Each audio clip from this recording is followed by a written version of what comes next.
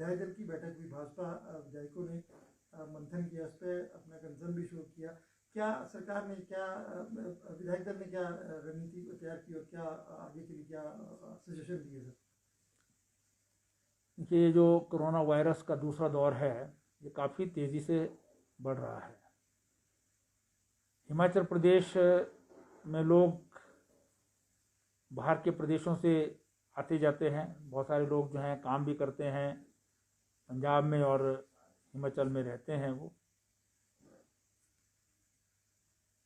और सारे देश में भी ये बढ़ रहा था। इसलिए हमारे जो राष्ट्रीय अध्यक्ष हैं श्री जगत प्रकाश नड्डा जी, उन्होंने सेवा ही संगठन भाग 2, पहले भाग में भी किया था, इसमें भी जो है वो सारे कार्यकर्ताओं को इस काम के लिए मोबिलाइज करने के लिए जो है आदेश किए थे, जिसके कारण जो है वो प्रदेश स्तर की जो है वो हमारी कार्यकारिणी की बैठक हुई, जिसमें पदाधिकारी, जिलाध्यक्ष, मंडल अध्यक्ष तक जो है लोग उपस्थित थे। वर्चुअल बैठक हुई और उसके बाद जिला की जितने हमारे जो हैं वो एग्जेक्टिव हैं उन सबकी बैठकें जो है वर्चुअल बैठकें हुई हैं, और निचले स्तर पर मंडल स्तर तक जो है वो वर्चुअल बैठकें हुई हैं, जिसमें सभी जो है वो वार्डों के अध्यक्ष, हमारे ग्राम केंद्रों के अध्यक्ष इत्यादि लेवल तक जो है बैठकें हुई हैं। इसके बाद जो है वो एक बैठक माननीय मुख्यमंत्री जी ने और प्रदेश अध्यक्ष जी ने जो है वो प्रदेश के जो 2017 के सभी कैंडिडेट्स थे विधानसभा में और सांसद और हमारे पार्लियामेंट्री के प्रभारी, इनकी बैठक जो है वो की थी 2-3 दिन पहले। लेकिन फिर एक जो है वो, क्योंकि विधायक चुने हुए प्रतिनिधि हैं, सरकार और संगठन दोनों के दृष्टि से जो है वो बैठक हो और वो एक्चुअल बैठक हो, इस दृष्टि से कल भारतीय जनता पार्टी की विधायक दल की बैठक बुलाई गई थी, जिसमें विधायक दल के नेता आदरणीय जयराम ठाकुर जी ने उस अध्यक्षता की। प्रदेश अध्यक्ष और हमारे प्रदेश महामंत्री संगठन जो है उन्हें भी विशेष रूप से जो है आमंत्रित इस बैठक में किया गया था।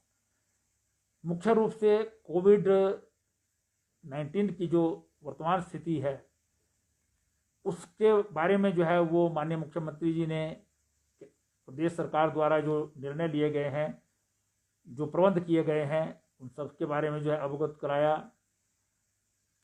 प्रदेश अध्यक्ष ने पार्टी की क्या अपेक्षा है विधायकों से इस कोविड के काल में, उसके बारे में जो है वो लोगों को अपना संदेश और पार्टी का संदेश दिया।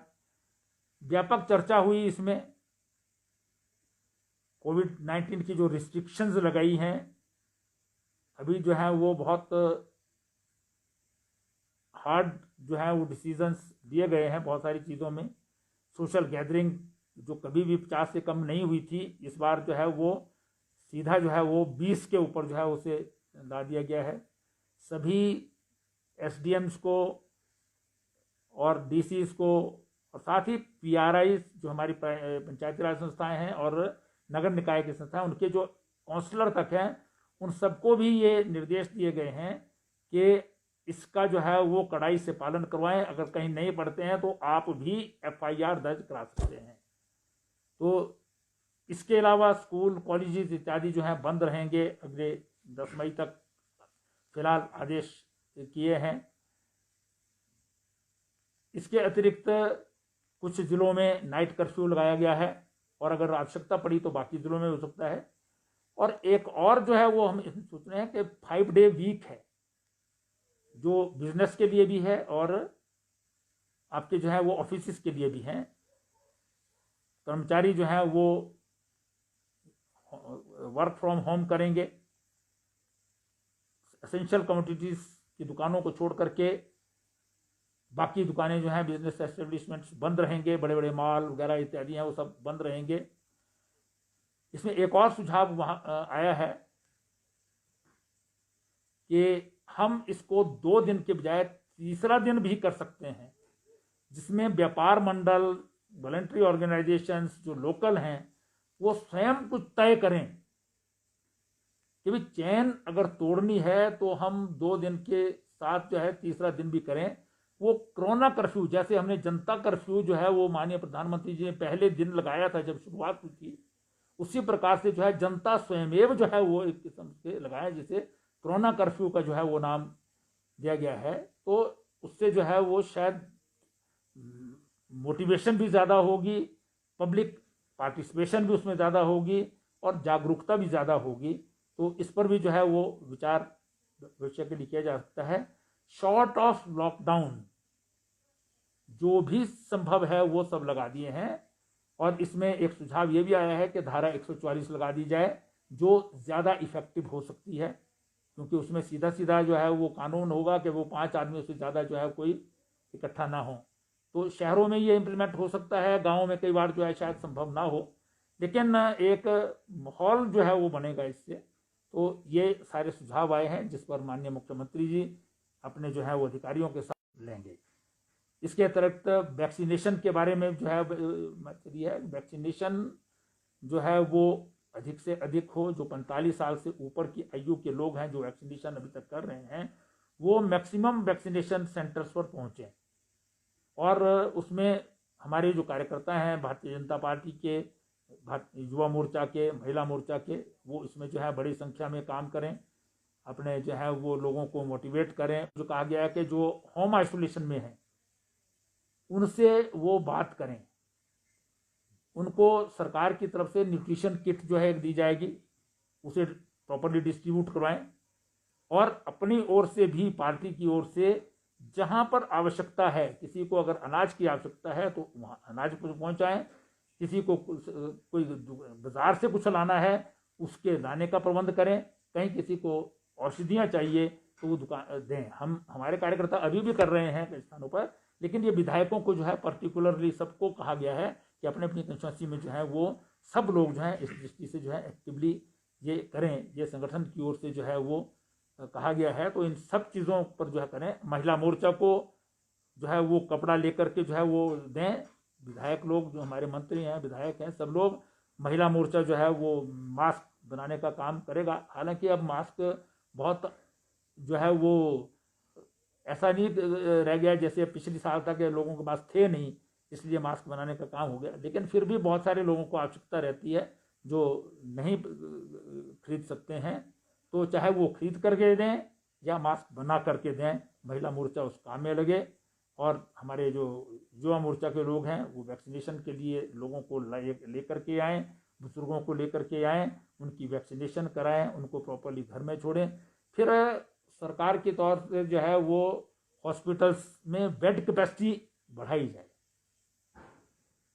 ऑक्सीजन के लिए जो है वो प्रॉपर जो है वो रखी जाए। हालांकि अभी हिमाचल प्रदेश में ऑक्सीजन की कमी नहीं है, लेकिन संभावनाएं जो है वो कुछ भी हो सकती हैं, इसलिए उसका भी जो है ध्यान रखा जाए।